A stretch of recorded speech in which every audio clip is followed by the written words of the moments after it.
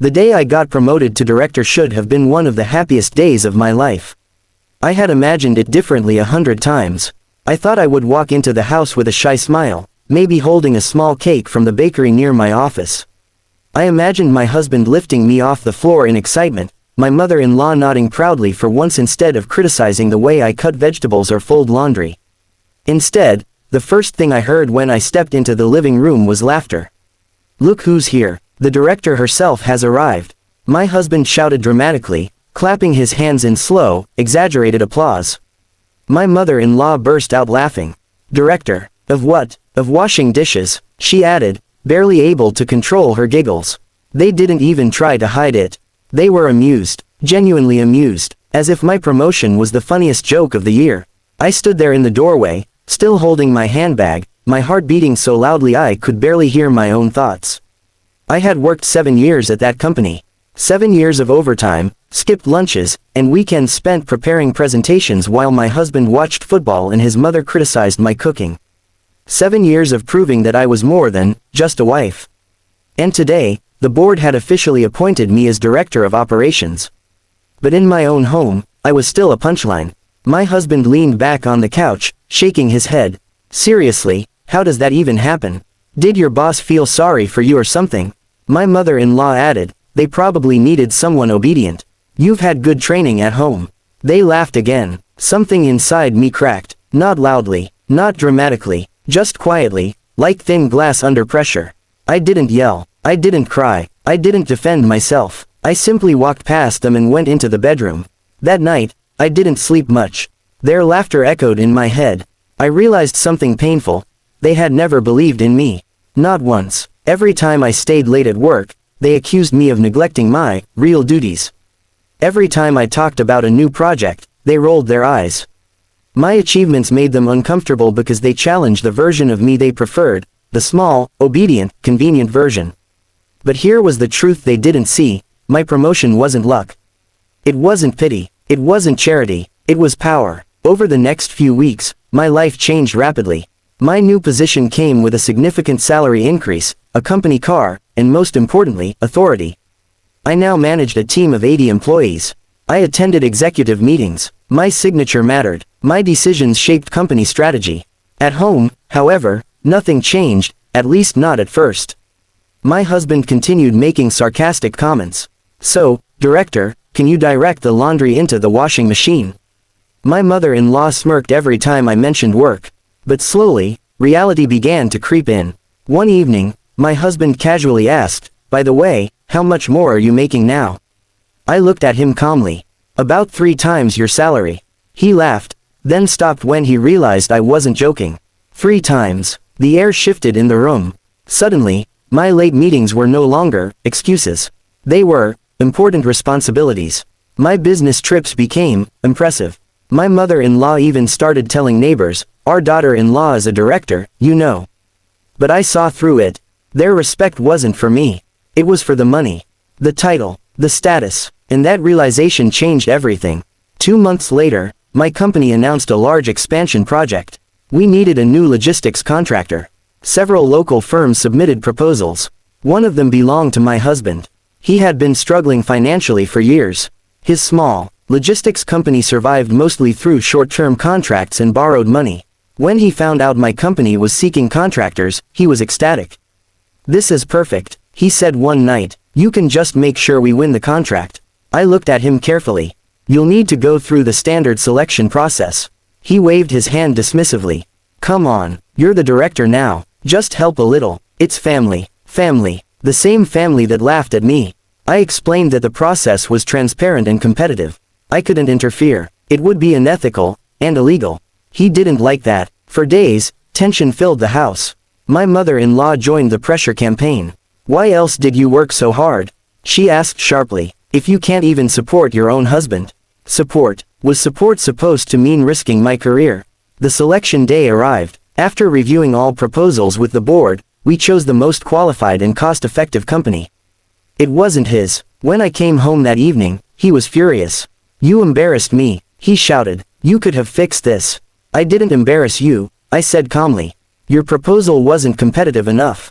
He stared at me as if he didn't recognize me. This wasn't the quiet wife who avoided arguments. This was someone else, someone confident, someone independent. That night, for the first time, I didn't feel small in my own home. Weeks passed. His business continued to struggle. Meanwhile, my career soared. I was invited to speak at a regional business conference about leadership and growth. My photo appeared in an industry magazine.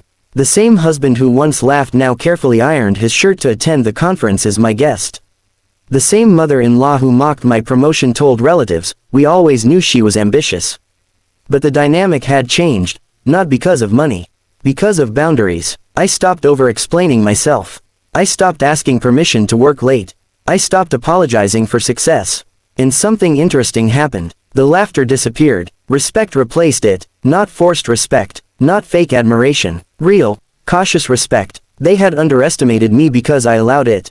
I had shrunk myself to keep peace.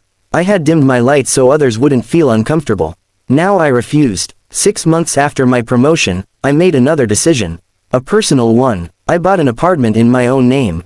Not because I planned to leave immediately, but because I needed security. Independence. A reminder that I would never again be trapped by someone else's approval. When my husband found out, he was stunned. You bought property without telling me. Yes, I replied evenly. Just like you expected me to secure contracts without telling anyone. He didn't argue. He couldn't. He had finally understood something crucial. I wasn't asking for validation anymore. I was building my own foundation. Over time, our relationship shifted into something more balanced, or at least more honest. He stopped mocking. He started consulting me seriously about business improvements. I even helped him refine his logistics strategy, legally, professionally, without favoritism. He eventually rebuilt his company the right way. As for my mother-in-law, she never apologized directly. But one evening, while we were alone in the kitchen, she said quietly, "You proved everyone wrong." It wasn't a full apology. But it was something. The irony of it all still makes me smile. The day they laughed, they thought I had reached the peak of my importance. In reality, that day was just the beginning. They laughed at my title. But what they didn't realize was that the real promotion wasn't on paper. It was internal. I had promoted myself, from insecure to confident, from dependent to independent, from underestimated to unstoppable. And now, when I walk into a room, no one laughs. They stand up. Because sometimes the best revenge isn't shouting back. It's rising so high that the laughter fades into silence, and then into applause.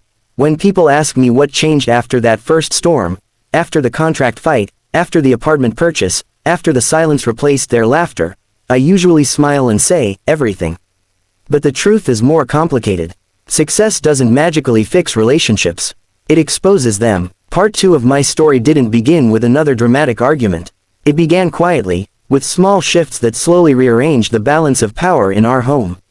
After my husband lost the contract bid, something in him hardened. Not openly, not aggressively, but subtly. He became quieter, more observant, as if he was studying me. For years, I had been predictable. I would apologize first. I would smooth things over. I would sacrifice. Now I didn't. One evening, about 3 months after the failed bid, he sat across from me at the dinner table and asked, "Do you even need me anymore?" It wasn't angry. It wasn't sarcastic. It was afraid. That question revealed more than all his previous mockery combined. I put down my fork. "I never needed you for money," I said calmly. "I needed you for partnership." He looked away. For the first time, we weren't fighting about contracts or salaries. We were confronting something deeper, insecurity. My success had forced him to face his own fears. He had grown up believing a man must always earn more, lead more, control more. My promotion disrupted that belief system completely. And while he had laughed at first, deep down it had shaken him. Over the next few weeks, tension resurfaced in different ways. He questioned my travel schedule. He asked who I met at conferences. He made comments like, "Must be nice living that executive life." Old patterns trying to survive in a new reality. But this time, I didn't react emotionally. I responded strategically. I invited him to one of our executive networking dinners. Not as a trophy husband, but as an observer. I wanted him to see what my world actually looked like. That evening changed something. He watched me negotiate calmly with senior investors. He saw how people listened when I spoke. He noticed how confidently I handled difficult questions. On the drive home, he was unusually silent. Finally, he said, I didn't know you were, like that." "Like what?" I asked. "Strong." It was ironic. I had always been strong. I just hadn't been loud about it. But part 2 of this story isn't only about him. It's about me discovering the parts of myself I had ignored. With my increased income, I invested in leadership coaching. Not because I lacked ability, but because I wanted to grow intentionally. I attended advanced strategy workshops. I built connections outside my company. I started mentoring younger women in our organization who were struggling with the same challenges I once faced, being underestimated. One of them, Alina, once told me, "When they interrupt me in meetings, I freeze." I smiled gently. "Then don't freeze. Finish your sentence. Slowly, calmly, look them in the eye." Teaching her reminded me how far I had come. Meanwhile, at home, the dynamic continued evolving. My mother-in-law began treating me with cautious politeness. No more sarcastic remarks about washing dish directors. Instead, she asked about company updates. But I noticed something else. She began speaking differently to neighbors. Instead of taking credit for raising me well, she simply said, "She worked hard." That subtle shift mattered. However, the real turning point of part 2 happened unexpectedly. About 8 months after my promotion, our company faced a crisis. A major supplier failed to deliver critical materials. Production delays threatened millions in losses. The board panicked. Shareholders demanded answers. As director of operations, the responsibility landed on my shoulders. For 2 straight weeks, I barely slept. I coordinated emergency negotiations, sourced alternative suppliers, and reorganized production schedules. It was the most stressful period of my career. And during that time, something surprising happened at home. My husband stepped up. He handled groceries. He cooked dinner. He told his mother not to disturb me. He even left encouraging notes on my desk. "You've handled worse. Don't doubt yourself." I didn't expect that. One night, I returned home at nearly midnight, exhausted. He was waiting with tea. "You're going to fix this," he said confidently. "How do you know?" I asked. "Because you don't quit." For the first time, I heard admiration in his voice, not resentment. The crisis eventually stabilized. We secured emergency contracts and minimized financial damage. At the next board meeting, the CEO publicly praised my leadership. When I came home that evening, there was no sarcastic applause. There was real applause. My husband clapped sincerely. My mother-in-law even hugged me. That was the moment I realized something important. Sometimes people resist your growth not because they hate you, but because they fear losing their place beside you. Part 2 of my journey became less about proving them wrong and more about redefining partnership. We started having honest financial discussions. Transparent ones. No ego. No competition. I helped him analyze his business model more professionally. Not by giving unfair advantages, but by teaching him strategic planning, cost analysis, risk assessment, the same tools I used daily. He resisted at first, but then he applied them. Slowly, his company stabilized. He secured mid-sized contracts based on merit, not influence. His confidence returned, not from being above me, but from standing firmly on his own. One evening, nearly a year after my promotion, we sat on the balcony of the apartment I had purchased. "Yes," he admitted, "but not because you're successful. Because you no longer tolerate disrespect." That was true. Part 2 wasn't about money. It was about boundaries. I stopped laughing at jokes that belittled me. I stopped shrinking to protect fragile egos. I stopped accepting backhanded compliments. And interestingly, once I stopped accepting them, they stopped being offered. My mother-in-law eventually confessed something unexpected. "You remind me of myself when I was young," she said quietly one afternoon.